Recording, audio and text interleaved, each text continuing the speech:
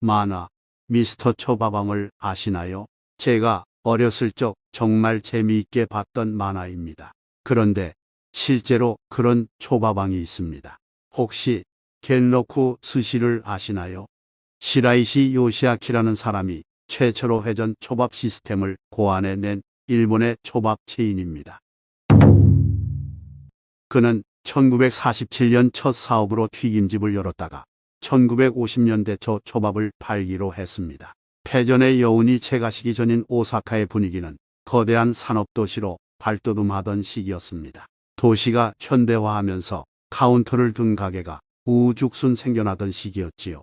20세기 중반에 냉장고가 생선을 신선하게 보관할 수 있게 되면서 초밥의 인기가 한층 높아진 시기였지요.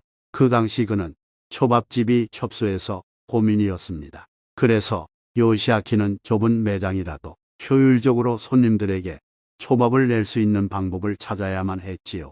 1958년 처음으로 컨베이어 벨트 형태의 초밥집을 열어서 10여 년 만에 200개 넘는 지점을 세웠을 정도로 획기적인 방식이었는데요. 이를 고안해낸 시라이시 요시아키는 이 창조적인 아이디어를 맥주 공장에서 얻었다고 합니다. 우연한 기회에 아사히 맥주 공장 견학을 갔는데 맥주병이 컨베이어 벨트에서 한 방향으로 돌아가는 것을 보고 초밥집에 적용한 것입니다. 당시 시라이시는 일본 오사카의 작은 초밥집에서 일하고 있었지요. 그는 고객이 새로운 유형의 초밥을 시도하는 것을 주저하는 경우가 많았기 때문에 고객이 보고 싶은 요리를 보고 선택할 수 있는 회전 초밥 시스템을 생각해낸 것이지요. 시라이시의 초기 프로토타입은 작은 모델 기차 세트를 사용했지만 결국 바에 앉아있는 고객에게 초밥을 직접 배달할 수 있는 컨베이어 벨트를 만들었습니다. 마와루 겐로쿠 초밥으로 알려진 최초의 회전 초밥집은 1958년 오사카에 문을 열었습니다. 그것은 매우 빠른 속도로 성공하였고 곧 일본 전역의 다른 초밥 식당들도 회전 초밥 시스템을 채택하기 시작했습니다. 1970년대까지 이 시스템은 일본 식당의 선풍적인 인기를 끌었고 전 세계 다른 나라로 퍼지기 시작했습니다. 시간이 지남에 따라 회전 초밥은 진화하여 다양한 문화와 요리에 적용되었습니다. 일본에서는 요리사가 고객과 상호작용하고 스시를 직접 제공할 수 있는 작고 친밀한 레스토랑에서 종종 제공됩니다. 미국과 같은 다른 국가에서는 더 크고 캐주얼한 환경에서 제공되는 경우가 많습니다. 회전 초밥의 장점 중 하나는 보다 효율적인 서비스를 제공한다는 것입니다. 컨베이어 벨트를 타고 식당을 돌아다니면서 손님들이 원하는 요리를 가져갈 수 있고 남은 요리는 계속 돌면서 선보이게 되지요. 주방 직원이 고객에게 직접 서빙하는 대신 신선한 요리를 준비하는 데 집중할 수 있는 시간이 늘어나게 됩니다. 또한 고객이 직접 고르게 되면 더 많은 요리를 선택할 수 있기 때문에 고객이 자신의 속도대로 식사를 할 수 있습니다.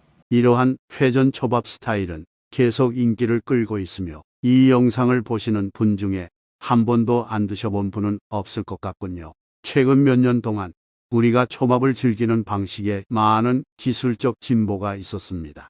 예를 들어 일부 레스토랑에서는 전자 태블릿을 사용하여 고객이 직접 초밥을 주문할 수 있습니다. 그리고 최근에 또 다른 혁신은 초밥을 만드는 로봇의 사용입니다. 이 로봇들은 인간 요리사들보다 훨씬 빠른 속도로 초밥을 준비할 수 있는데 이것은 특히 피크 타임에 유용할 수 있지요. 일부 식당들은 로봇의 사용과 컨베이어 벨트 시스템을 결합하여 고객들이 초밥 요리를 준비하는 것을 볼 수 있게 해놓기도 했습니다. 기술 혁신 외에도 회전 초밥은 제공되는 요리의 유형 측면에서도 발전했습니다.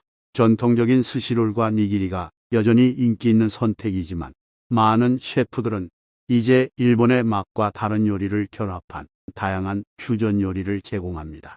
여기에는 스시 브리토, 스시 타코, 스시 슬라이더와 같은 요리가 포함됩니다. 이러한 변화에도 불구하고 한 가지 변함없는 것은 회전 초밥은 재미있고 다양하며 상호작용적인 식사 경험으로 인기를 끌고 있다는 것입니다. 내일은 근처에 있는 회전 초밥집을 가보시는 건 어떨런지요?